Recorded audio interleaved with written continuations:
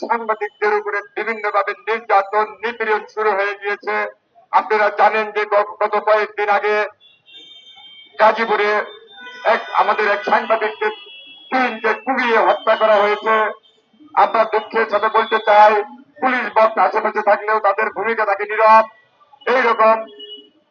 এইরকম প্রত্যেকটা ক্ষেত্রে সাংবাদিকদের প্রশ্ন আসলেই সাংবাদিকরা যদি কোনো মামলার জন্য কোন থানায় তদবির করতে যায়, যদি শুনেছে সাংবাদিক, তখন দেখা যায় যে সেই সাংবাদিক যদি হামলা করে, সেই মামলা যদি করা হয়, সেইখানে দেখা যায় যে পুলিশ সেটাকে 100 নাম্বার সিরিয়ালে ফেলে রাখে এবং কি ঢিলাও করে আস্তে আস্তে আস্তে আস্তে সেটাকে নিষ্পৃষিত করে দেয়।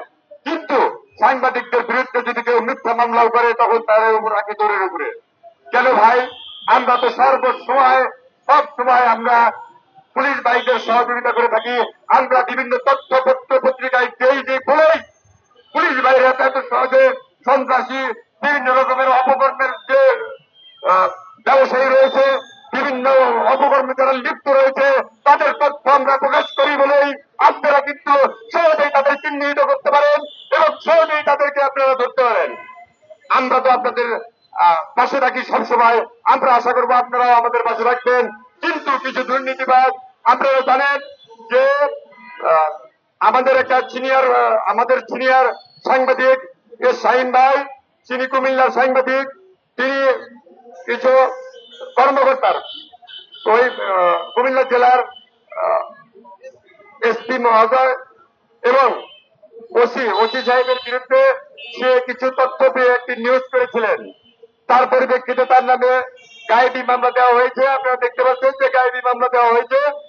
তিনি ছিলেন ঢাকায়, তার নামে মামলা হয়েছে। এরপরে আমরা চাই যে এই মামলা থেকে অতি দ্রুত তাকে অব্যাহতি দেওয়া হোক এবং যারা এইটা করেছে তদন্তের মাধ্যমে তাদের বিরুদ্ধে ব্যবস্থা নেওয়া হোক। এটা হলো কর্তৃপক্ষের কাছে আমার আকুল আবেদন। এছাড়াও আমাদের টাঙ্গাইলে, আপনারা জানেন যে টাঙ্গাইল জেলায় গত 25শে আগস্ট গণশুনানি হয়েছে দুদকের গণশুনানি হয়েছে জেলা শিল্পকলা একাডেমিতে।